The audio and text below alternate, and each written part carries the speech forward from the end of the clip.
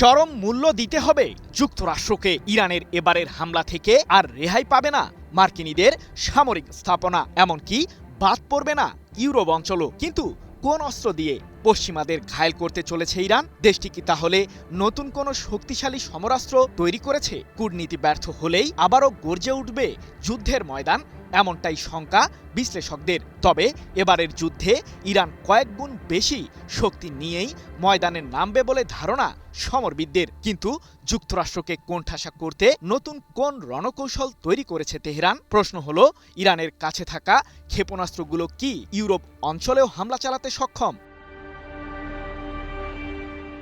যুদ্ধ পুনরায় শুরু হলে যুক্তরাষ্ট্রকে পুরোপুরি ধ্বংস করতেই নামবে ইরানের সামরিক বাহিনী।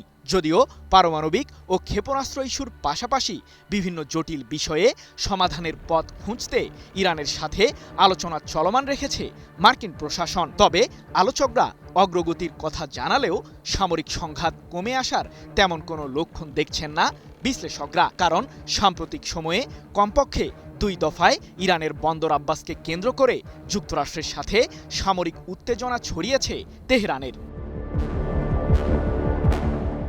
মার্কিনীদের লক্ষ্য করে ইরানের সামরিক বাহিনীর শীর্ষ কর্মকর্তাদের হুঙ্কার, চলমান কূটনৈতিক তৎপরতা ব্যর্থ হলেই শক্তিশালী সামরিক বিকল্পের পথকেই বেছে নেবে তেহরান।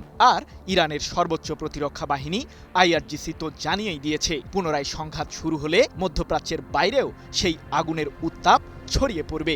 যুক্তরাষ্ট্রের এমন সব স্থাপনায় ইরান আঘাত হানবে যা কল্পনাও করতে পারবে না মার্কিন প্রশাসন।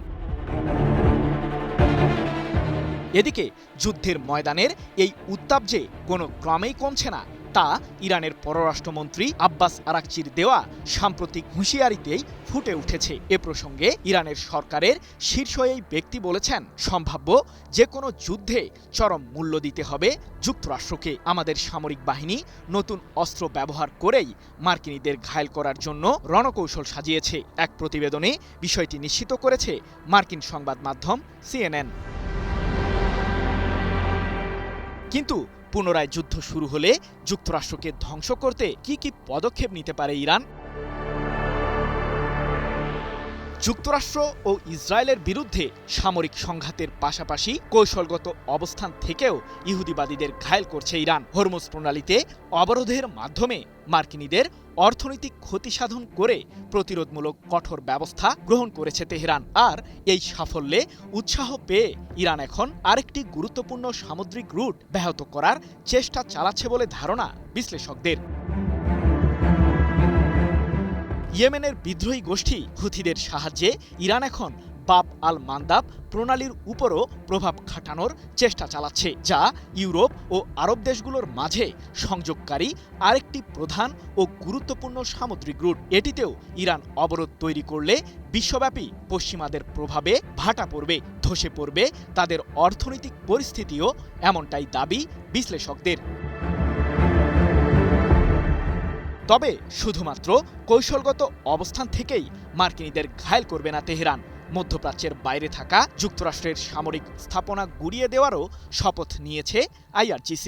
সাম্প্রতিক যুদ্ধেই ভারত মহাসাগরে অবস্থিত যুক্তরাষ্ট্র যুক্তরাজ্য পরিচালিত যৌথ সামরিক ঘাঁটি দিয়াগো গার্সিয়াকে লক্ষ্য করে কমপক্ষে 2টি ব্যালিস্টিক মিসাইল ছুঁড়েছিল তেহরান, যা মার্কিনীদের ওই ঘাঁটিকে লক্ষ্য করে ইরানের প্রথম কোনো হামলার ঘটনা। এরপর থেকেই পশ্চিমাদের মাঝে সংশয় বাড়তে থাকে যে ইরান হয়তো আরও বেশি রেঞ্জের মাঝে হামলা চালানোর মতো ক্ষেপণাস্ত্র তৈরি করে ফেলেছে। তাই তো মার্কিন গবেষণা প্রতিষ্ঠান ওয়াশিংটন ইনস্টিটিউটের সিনিয়র ফেলো ফারজিন নাদিমি বলেছেন, আরও শক্তিশালী হয়ে ওঠা ইরান যদি আকস্মিক হামলায় ইউরোপের বিরুদ্ধে তাদের দূরপাল্লার ক্ষেপণাস্ত্র ছোড়ার সিদ্ধান্ত নেয়, তবে এর লক্ষ্যবস্তুর মধ্যে থাকতে পারে যুক্তরাজ্যে অবস্থিত মার্কিন বিমান ঘাঁটি RAF ফেয়ারফোর্ট এবং RAF লেকেনহেদ। বাদ পড়বে না জার্মানির রামস্টাইন লজিস্টিক্যাল হাবও। তবে এক্ষেত্রে কোন অস্ত্র ব্যবহার করতে পারে ইরান? কি বুঝলেন ভাই? অনলি জেডাই চাই।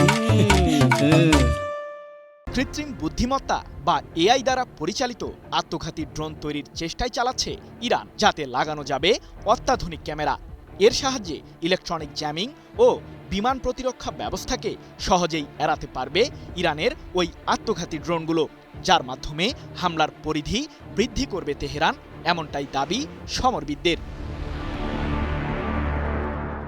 সৃজন মাহমুদ, নিউজ 24।